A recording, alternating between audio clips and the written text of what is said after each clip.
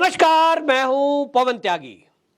देश के इतिहास में पहली बार ऐसा हुआ है कि देश की जांच एजेंसियों को किसी ने मानहानि के नोटिस की धमकी दी है और यह काम किया है आम आदमी पार्टी के सांसद संजय सिंह ने।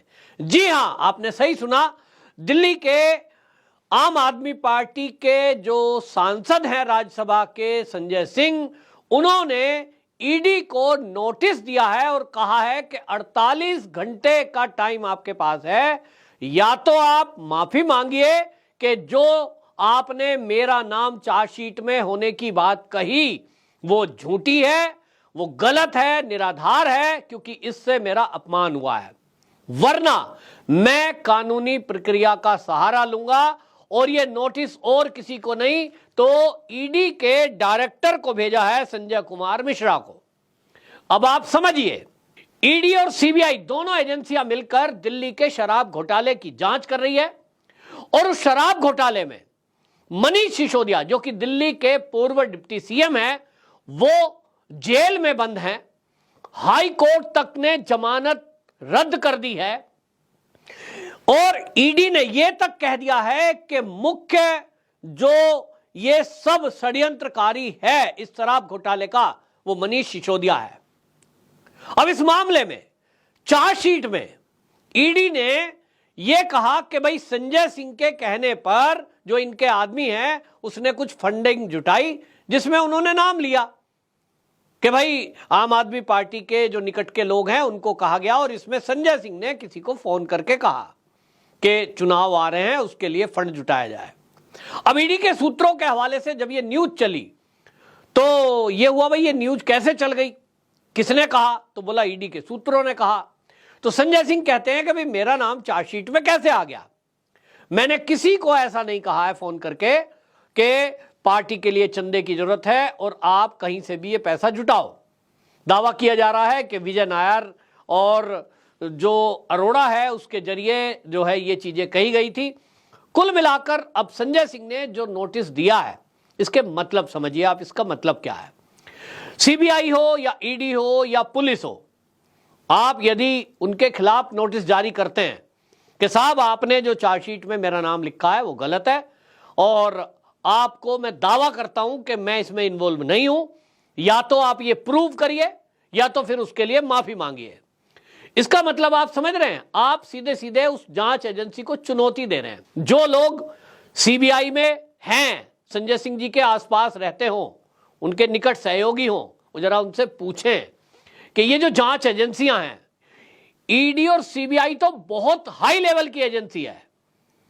अगर दिल्ली पुलिस में उनका कोई परिचित जानकार है और उनसे जरा वो पूछें, बेशक वो सांसद हैं, लेकिन अगर वो किसी पुलिसकर्मी को चुनौती देते हैं और उसका आरोप हेड पे लगाते हैं, मान लीजिए दिल्ली पुलिस कमिश्नर को कोई जो है चैलेंज कर दे कि सिद्ध करिए मैं फला आरोप में सिद्ध हूं, तो भैया फिर वो पूरी ताकत लगाएगी एजेंसी के किसी तरह अब इसको तो सिद्ध करना ही है।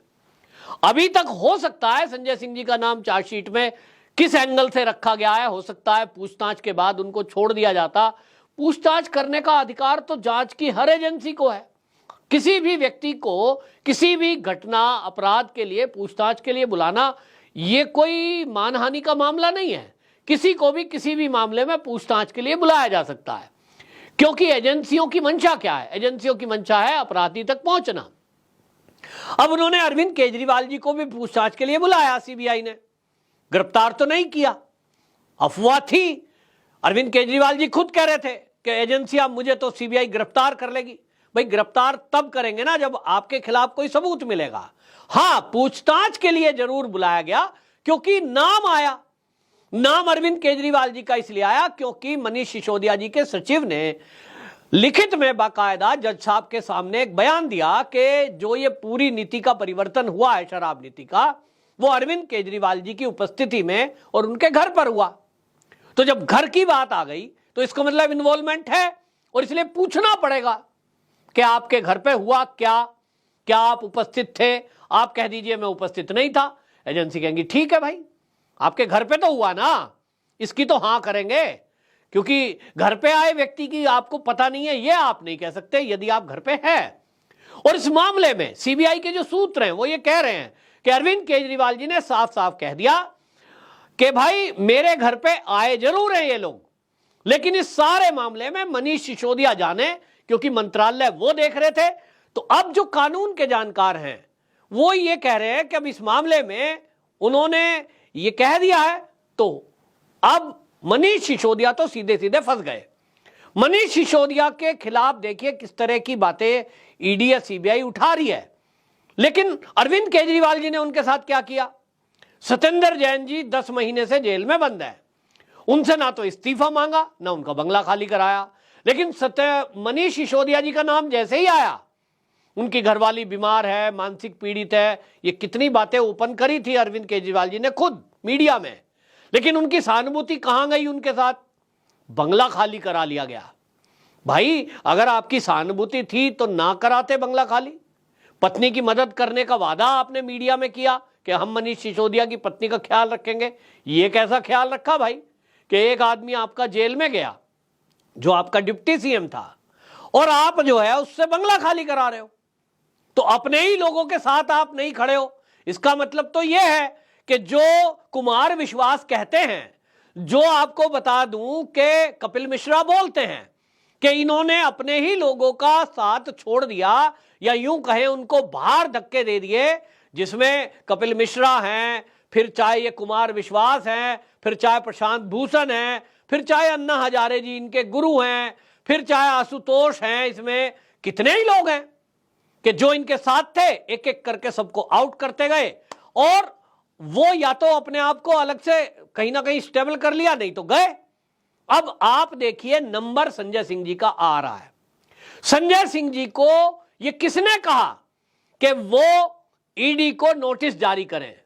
आपको बताऊं, जो पुराने आम आदमी पार्टी के लोग हैं जो जुड़े हुए, जो इनको पहले से जान रहे हैं, जो कुमार विश्वास जी, कपिल मिश्रा हैं, इनके साथ लोग रहे, वो ये कह रहे हैं कि जितना हम अरविंद केजरीवाल जी को जानते हैं, उनको जो भी ये लगा कि ये मुझसे ज्यादा फेमस हो रहा है, मुझसे ज्यादा आगे जा रहा है, वो उसको साइडलाइन करते चले गए।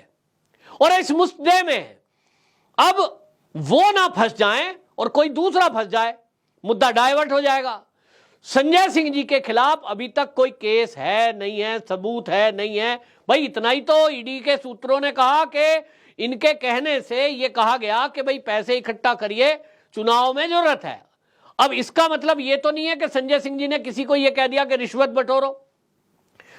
ना शराब घोटाले में संजय सिंह जी का कोई रोल है, क्योंकि मंत्री तो मनीष सिसोदिया थे। तो इनको आगे बढ़ चढ़कर आकर प्रेस कॉन्फ्रेंस करके ईडी या सीबीआई पर आरोप लगाने की क्या जरूरत थी? मेरा व्यक्तिगत विचार है ये।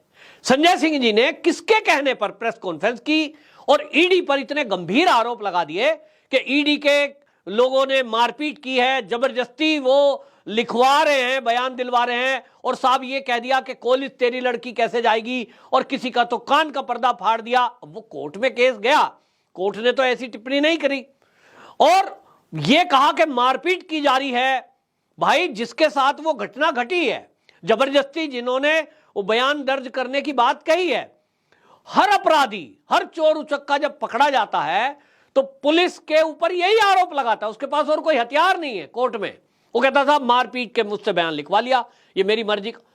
99% केस में यही होता है कि एजेंसियां जब बयान लिखवाती हैं तब वो लिख कर दे देता है और फिर बाद में कोर्ट में जाकर मना करता ही है कि जी ये जो बयान है ये तो जबरदस्ती दिलवाया था, मुझे मारा था, टॉर्चर किया था, और मेरा कहना ये था ही नहीं। फिर नए सिरे से जिरह शुरू होती है, अच्छा तो ये नहीं था तो अब ये बताइए। तो कुल मिलाकर अगर मान लीजिए इसमें बयानबाजी हुई है, तो संजय सिंह जी जिस तरह से प्रेस कॉन्फ्रेंस करके आरोप लगा रहे थे, अगर ईडी इसमें हमला कर दे, उल्टा केस कर दे संजय सिंह जी के ऊपर कि आप किस आधार पर कह रहे हैं, जो हमारी गिरफ्त में हैं, जिन्होंने बयान लिख कर दिए हैं, वो कोर्ट जाएं और बोले आप उस आधार को दिखाते हुए कह रहे हैं साहब उन्होंने कोर्ट में ये कहा है। आप कैसे कह सकते हो गैस चैम्बर बनाया हुआ है, लोगों को मारा पीटा जा रहा है? आप तो थर्ड पर्सन हुए ना। आप यदि ईडी के अधिकारियों का अपमान कर रहे हैं, क्या उन अधिकारियों का अपमान नहीं है जिनको आप ये आरोप लगा रहे हैं कि ईडी के अधिकारी मारपीट कर रहे हैं, जबरदस्ती बयान लिखवा रहे हैं? उनका अपमान नहीं हुआ? तो अगर वो केस कर दे तो आप सिद्ध नहीं कर पाएंगे कि आप जो प्रेस कॉन्फ्रेंस करके ईडी पर आरोप लगा रहे थे वो आपने किस बिना पर लगाए। आप कहेंगे जी कोर्ट में प्रोसीडिंग हुई थी, वहां से आप कॉपी लाए थे, करते रहिए।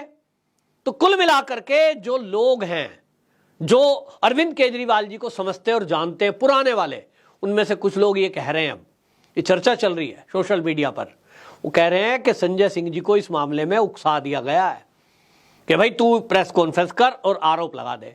अरविंद केजरीवाल जी मोदी पर जो बयानबाजी करते हैं, मोदी पर आरोप लगाते हैं अडानी को लेकर भ्रष्टाचार के, वो खुद तो आरोप लगाते हैं विधानसभा में, क्योंकि विधानसभा में कोई उनके ऊपर एक्शन नहीं हो सकता कोर्ट में, और संजय सिंह जी से प्रेस कॉन्फ्रेंस करके कह देते हैं कि तू ये आरोप लगा दे प्रेस कॉन्फ्रेंस में।